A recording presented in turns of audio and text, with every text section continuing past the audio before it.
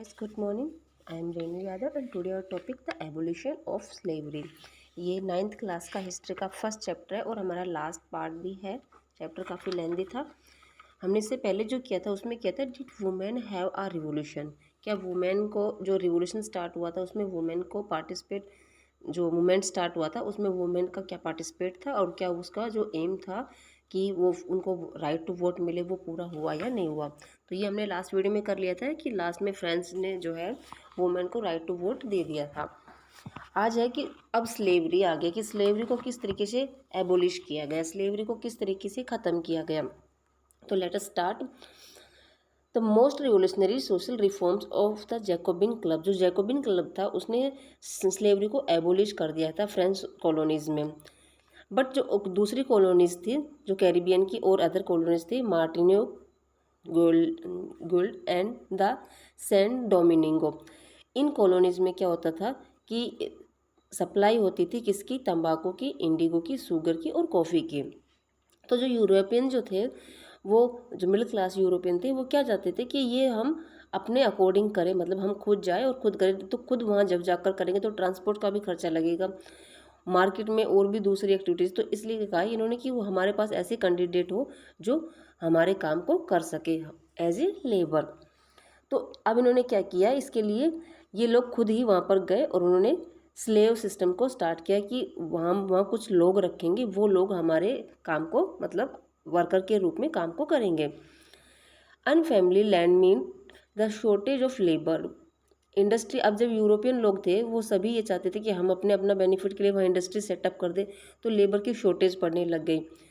अब लेबर की शॉर्टेज पड़ने लग गई तो इन्होंने क्या किया, किसके लिए शॉर्टेज पड़ी, प्लांटेशन होता था उधर, तो प्लांटेशन के लिए लेबर की शॉर्टेज पड़ने लगी। तो लेबर की शॉर्टेज को पूरा करने के लिए उन्होंने क्या किया, by triangular slave trade between Europe, Africa and America. इनके के अंदर ट्रायंगल चलता था। ट्रायंगल कैसे, मतलब अफ्रीका से स्लेव आए हैं, अमेरिका लेकर आया, फिर अमेरिका से वो यूरोप में जो सेल किए गए। तो इस तरीके से इसमें ट्रायंगल सिस्टम चलने लगा।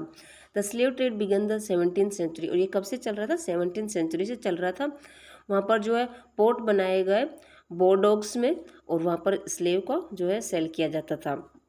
स्लेव को सेल किया जाता तो वो लोग उसके साथ है ना किस तरीके का बिहेवियर करता था, बहुत ही बैड बिहेवियर करते थे। वो लोग टाइटली उनको पैक्ड कर देते थे किसमें, बोट में, और शिप में पैक कर कर उनको कहाँ ले जाता, एटलांटिक से थे कैरिबियन तक लेकर जाया जाता था। वहाँ पर उनको प्लांटेशन के ओनर जो होता था वो सेल करता था, और वहाँ पर फिर वो अपना काम करवाता था, अपनी डिमांड के अकॉर्डिंग उससे काम करवाता था। तो इस तरीके से उस टाइम 17th सेंचुरी में ये जो स्लेव का मार्केट चला स्टार्ट हुआ, और उसमें शुगर, कॉफ़ी और इंडिगो के जो ओनर थे यूरोप में, उनका बहुत ज़्यादा फ्लोरिशिंग हो रहा था, मतलब बहुत ज़्यादा वो ट्रेड पर थे, उनको बहुत ज़्यादा बेनिफिट हो रहा था इस स्लेव के ट्रेड से, क्योंकि उनको जो वर्कर मिल रहे थे वो ईजीली मिल रहे थे और वो सस्ते मिल रहे थे उनको। Throughout the 18th century there was the little criticise the slavery. 18th century आते थे थोड़ा बहुत इसको क्रिटिसाइज किया गया, लेकिन ज़्यादा इसमें किसने क्रिटिसाइज किसने किया, फ्रांस ने किया। नेशनल असेंबली जो हेल्ड की गई थी उन्होंने इस पर डिबेट भी की थी कि मैन को राइट्स दिया जाए, उनके राइट को एक्सटेंड किया जाए। बट जो है रिच पीपल, जो मिडिल क्लास के लोग थे, वो नहीं चाहते थे कि इनको ये जो है ज़्यादा छूट दी जाए, आज़ादी दी जाए, उनको ज़्यादा राइट्स दिए जाए, तो वो हमारे अगेंस्ट आ जाएंगे। तो इसलिए इसके ऊपर फिर कोई भी लॉ पास नहीं हुआ, और जो पुअर स्लेव थे वो डरते थे इसका अपने आप के लिए आवाज़ उठाने में।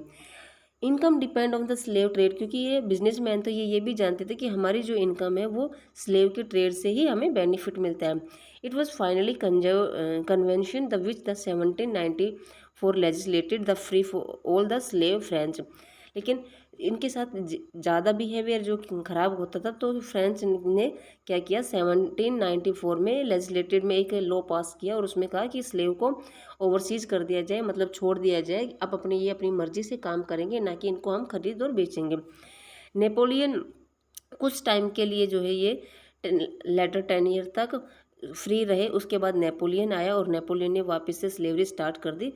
किस तरीके से कर दी, इसने ओनर द अंडरस्टूड, जो प्लांटेशन के जो ओनर थे वो समझ गए थे कि फ्रीडम जो है including the right of enslaved Africa, Africa के लोगों को जो है उनका राइट है ये, और इसको फ्रीडम मिल जानी चाहिए।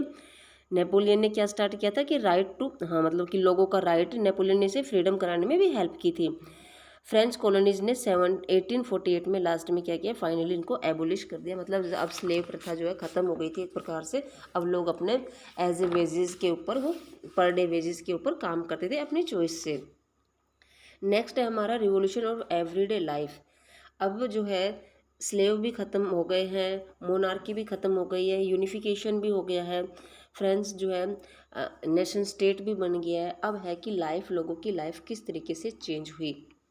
तो किस तरीके से चेंज हुई, क्या पॉलिटिकल चेंजेस ही लोगों का कल्चर, लोगों की लैंग्वेज, लोगों की सब चीज़ों को चेंज कर सकता था।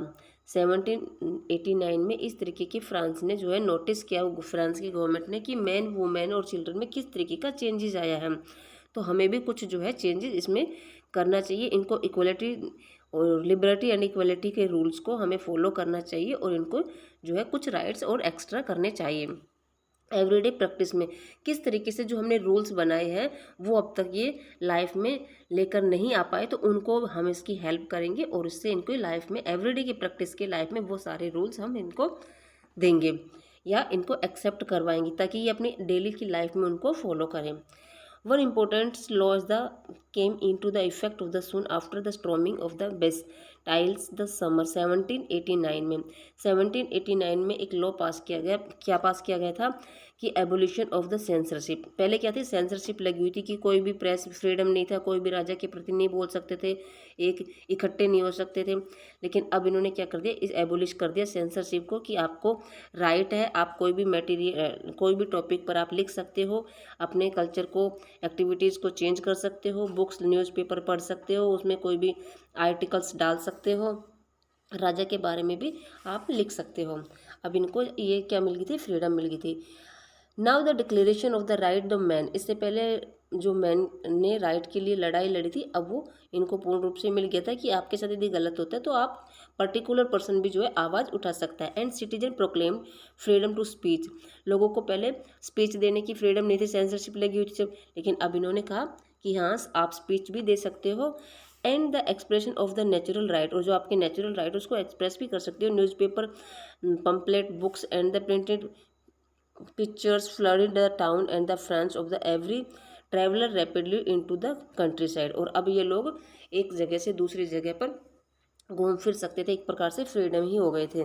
दे all describe and the discuss of the event of the change the taking place the France, freedom of the press, press इनकी फ्रीडम हो गई थी। Oppose the view of the event could be pressed, अब कोई भी government की बात इनको जो सही नहीं लगती थी उसके प्रति ये अपोज कर सकते थे, ऑब्जेक्शन उठा सकते थे, आर्टिकल्स में प्रिंट कर सकते थे उसको। Play, songs and festivals processing, अभी खुशी के मारे ये क्या कर रहे हैं, प्ले कर रहे हैं, सॉन्ग्स कर रहे हैं, फेस्टिवल्स कर रहे हैं, और अपनी खुशी को जो है सेलिब्रेट कर रहे हैं।